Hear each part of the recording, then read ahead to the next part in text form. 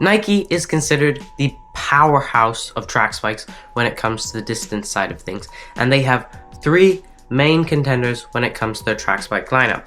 First up, you have the Dragonfly 2, then you have the Dragonfly 2 Elite, and there is also the Victory 2. And yes, I know this is the Victory 1. I had a pair of Victory 2s, but I grew out of them, so I ended up selling them at the end of last season. These are the 3 main contenders though, and there is a little bit of overlap in the lineup, and it might be tricky to figure out which shoe is right for you. So today, I'm gonna help you figure that out. So before we get into things, let's meet the contenders. First up, we have the Dragonfly 2. This is a great shoe, and it has a full-length ZoomX foam through the midsole here. However, it certainly feels like a dual density midsole, at least in the hand. You don't really feel it on foot. This top layer is certainly softer in the hand than this bottom layer. It could be because there's just less of it, but it certainly feels like it could be a dual density midsole, and I wouldn't put that out of the window. This is a great shoe, however, it's not the most aggressive. If we look at this other shoe without the horn thingy in it, you can see it's very bendy and it's not particularly stiff. The other Dragonfly in the mix is the Dragonfly 2 Elite, and I've covered this one before, but basically it's a regular Dragonfly 2, the one we just saw, but it's got this carbon fiber plate running through the middle instead of the plastic shank, so it's more aggressive, it's a little bit more snappy, and then also instead of removable pins, it doesn't have that anymore, and it just has these 4 permanent titanium spikes on the bottom. And the final shoe is the Victory. This one is designed to be a little bit more snappy.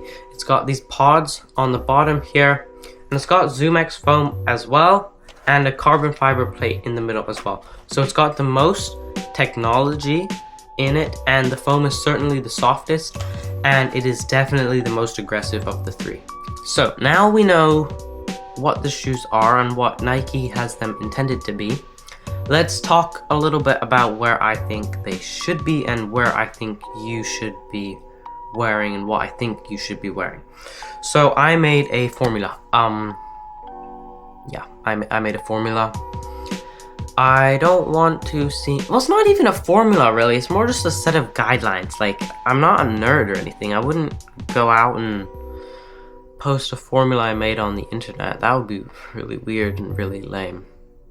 If you're wearing the Victory 1 or 2, I personally prefer the 1. Hot take right there. Not a lot of people are gonna say that, because everyone's like, oh, I love new things. New things are awesome. Yeah, everyone's super materialistic nowadays.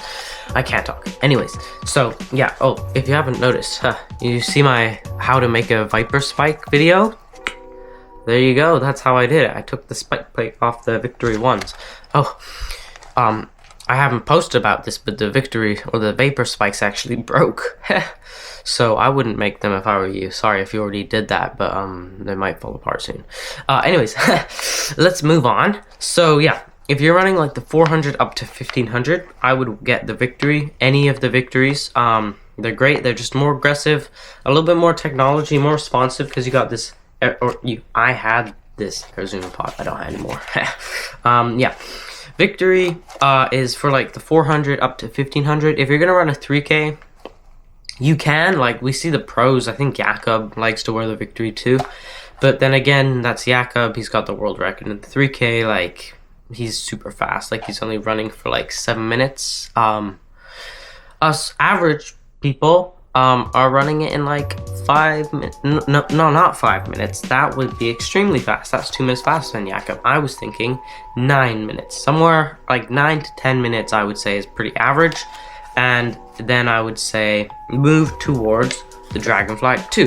So that's the next step in the formula. It's not really a formula that much. It's more just a set of friendly guidelines that I created for you, my subscribers, hopefully.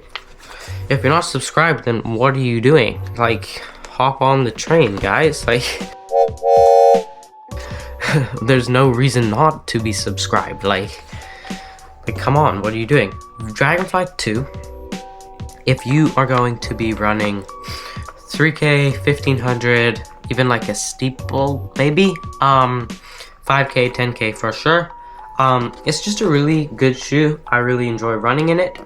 Not as much recently since I've worn these, because they're not as aggressive, and they're just a little flimsy. Like, I want to really show you this. Like, that's super flimsy, I feel like. And they certainly feel flimsy.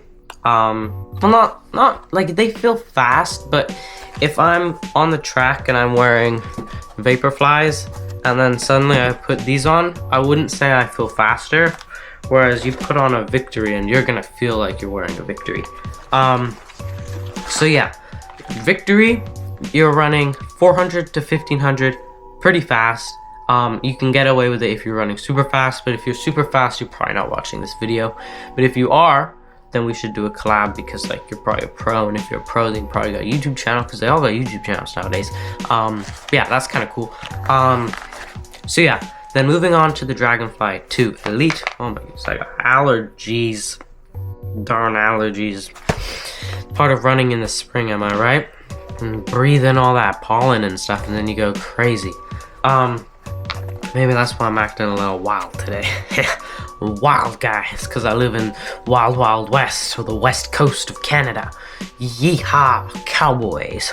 I don't have a cowboy hat. I'll be cool. I could be like the running cowboy. There's probably already a running cowboy. Yeah, so if you're wearing the Dragonfly 2 Elite, then you are going to be running anywhere from the 800 up to the 10K.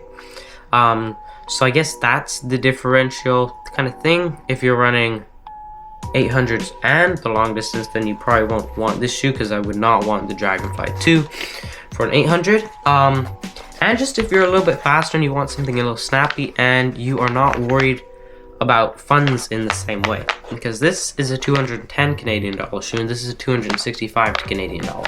Now I got both of these on sale, so I didn't pay that price for either of them, and you probably can do the same. However, if you are paying full price, $265 is a lot of money for a shoe that is got non-removable pins and is probably gonna start falling apart after like 50 to 60 to 70K. Yeah, I know it's 2026. I'm not stopping that. Yeah, so that's the formula. You're running 400s and 15s, you're wearing the Victory 2. You're running 15 up to 10K, you're gonna wear the Dragonfly 2. And if you are running 800 up to 10K, you're gonna wear the Dragonfly 2 Elite. Can you see my face? No, now you can. Play a little peekaboo. Peekaboo. Okay, I'm probably not gonna use this clip because I was going a little wild. But if I am, then I was feeling a little wild in the editing chair too.